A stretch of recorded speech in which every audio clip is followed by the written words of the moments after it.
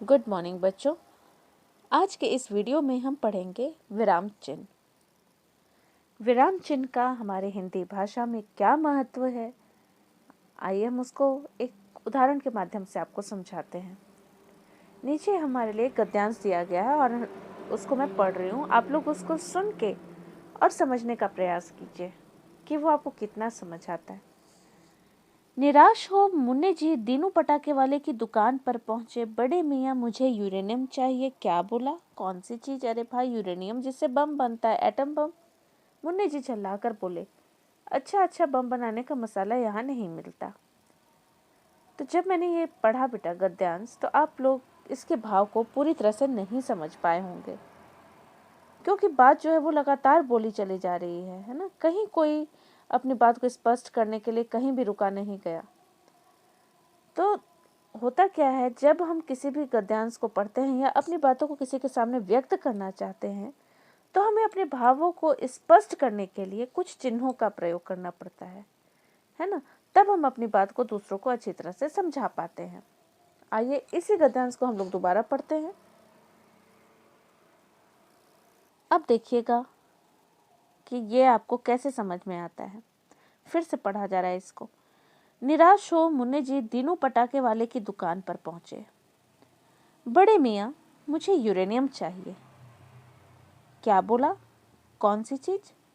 अरे भाई यूरेनियम जिससे बम बनता है, एटम बम।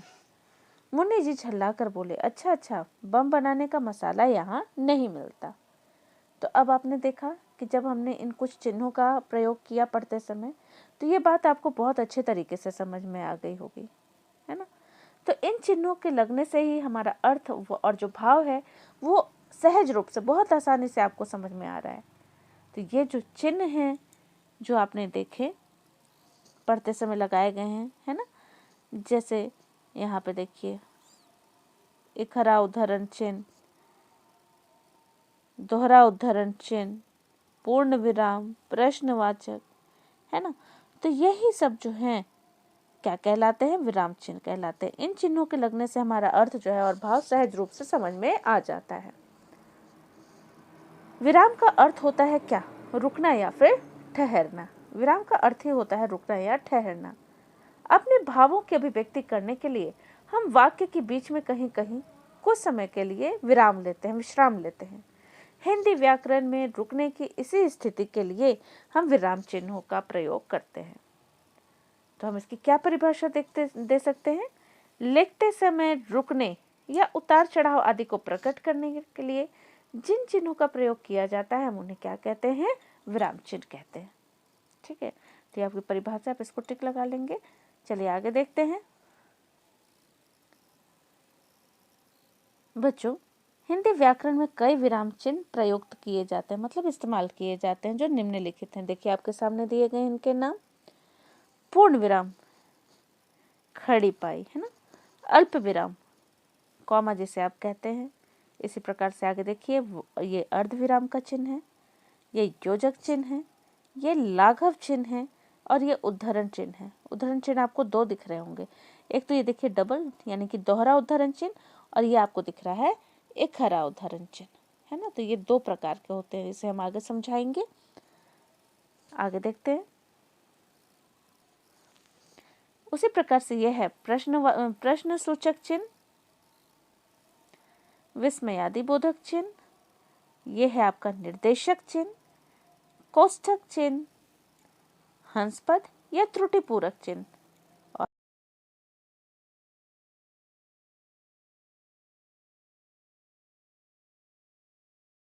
है ना, आपने ध्यान दिया होगा बेटा कि योजक चिन्ह और निर्देशक चिन्ह का जो है वो चिन्ह जो है वो एक जैसे हैं। योजक थोड़ा छोटा होता है और निर्देशक थोड़ा सा बड़ा होता है, बस इतना ही इनमें अंतर होता है, लेकिन इनके प्रयोग में फर्क है जिसको हम आगे समझेंगे।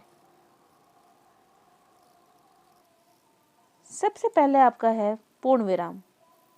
ठीक है, पूर्ण विराम का प्रयोग कहाँ होता है? वाक्य की समाप्ति पर पूर्ण विराम का प्रयोग किया जाता है ना। जब भी कोई वाक्य समाप्त होता है वहां, बाबा जी अब यह घोड़ा न दूंगा। दशरथ ने दृढ़ निश्चय कर लिया था, यहाँ अंत में पूर्ण विराम, है ना। तो जब कोई बात पूरी होती है, वाक्य पूरा होता है, तो उसके अंत में हम पूर्ण विराम लगा देते हैं। बस देखो, विस्मयादि बोधक वाक्य और प्रश्नवाचक वाक्य में पूर्ण विराम नहीं लगता है, बाकी सारे वाक्यों में इसका प्रयोग किया जाता है। आइए अब दूसरा हम लोग देख लेते हैं। हमारा दूसरा विराम चिन्ह है अल्प विराम। इसका प्रयोग कई अलग अलग जगहों पर अलग अलग तरीके से होता है, ये इसको समझे। जब हमें बहुत कम थोड़े समय के लिए रुकना होता है, तब हम वहाँ अल्प विराम का प्रयोग करते हैं। देखो, जैसे जब एक ही तरह के शब्द बार बार आने लगे, जैसे देखो, भारत भूमि राम कृष्ण महावीर दयानंद गांधी जैसे महापुरुषों की है, ये लगातार नाम आ रहे हैं आपके सामने। तो हम देखो, हर नाम के बीच में हमने अल्प विराम लगा दिया ताकि वो अलग अलग हो जाए। राम लक्ष्मण और सीता वन को गए, है ना।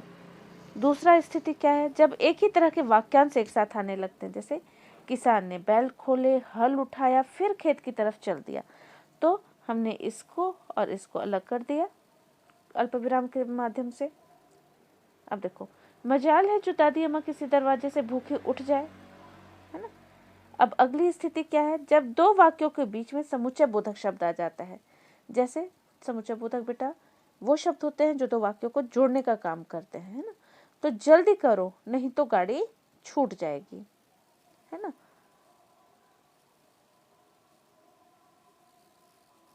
अगला है, संबोधन के बाद भी अल्प विराम का प्रयोग होता है। जैसे नानी आप चाहे तो मैं फल ला सकती हूँ, संबोधन यहाँ है, नानी नानी का संबोधन हुआ, आप चाहे तो मैं फल ला सकती हूँ, है ना। तो हमने देखा कि अल्प विराम जो है वो कई परिस्थितियों में प्रयोग किया जा रहा है। आगे देखते हैं, तीसरा है आपका अर्ध विराम, है ना। विराम से कुछ कम देर तक रुकने के लिए अर्ध विराम का प्रयोग किया जाता है। जैसे अतिथि आ गए, वे शीघ्र चले जाएंगे, जो चाहे करो बस हंगामा न करो। तो जब विराम से पूर्ण विराम से कुछ कम देर तक, बेटा पूर्ण विराम में सबसे ज्यादा समय रुका जाता है, उससे आधा रुका जाता है आपका अर्ध विराम में, है ना। तो यहाँ देखो, जो चाहे करो बस हंगामा न करो। अब अगला देख लीजिए, प्रश्नवाचक चिन्ह। जहाँ प्रश्न हम पूछते हैं वहां प्रश्नवाचक चिन्ह का इस्तेमाल होता है। जैसे कल्हड़ कौन था, ये चिड़िया क्या कह रही है, तो हमने प्रश्नों वाक्यों के अंत में हमने क्या लगा दिया, प्रश्नवाचक चिन्ह। अगला चिन्ह है आपका विस्मयादि बोधक चिन्ह।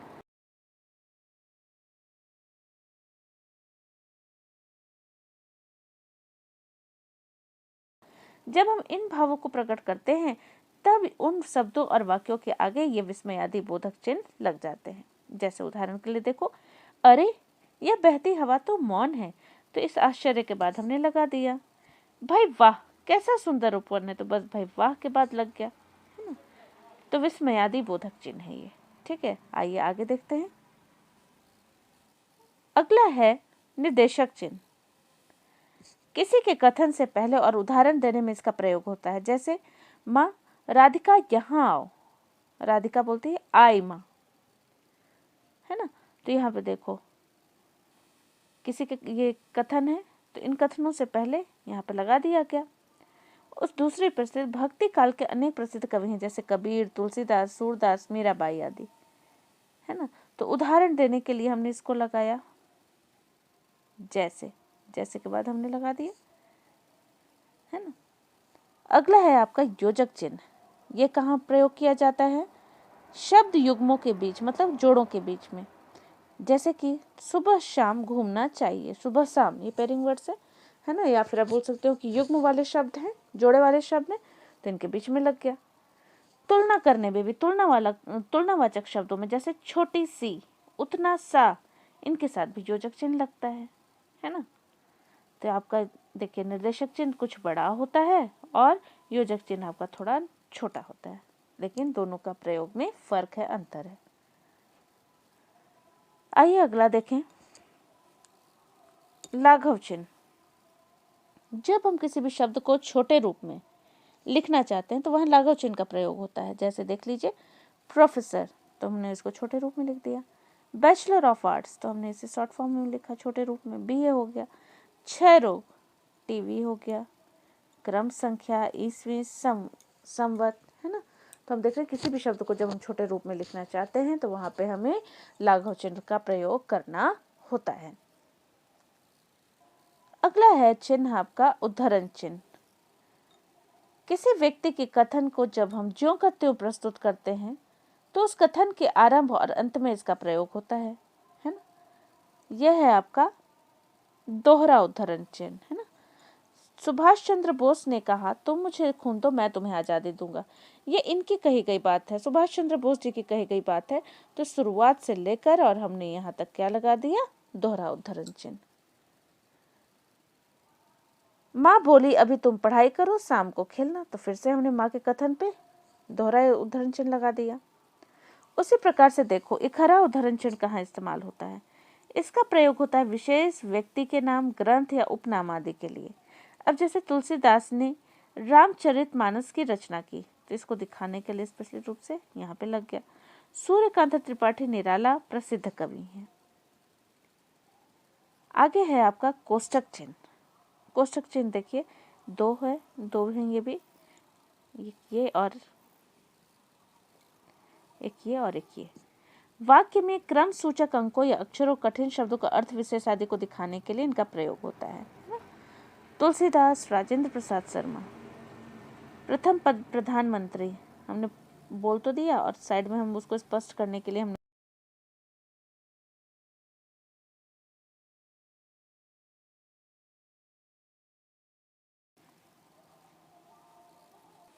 अब है आपका हंस पद या त्रुटि पूरक चिन्ह।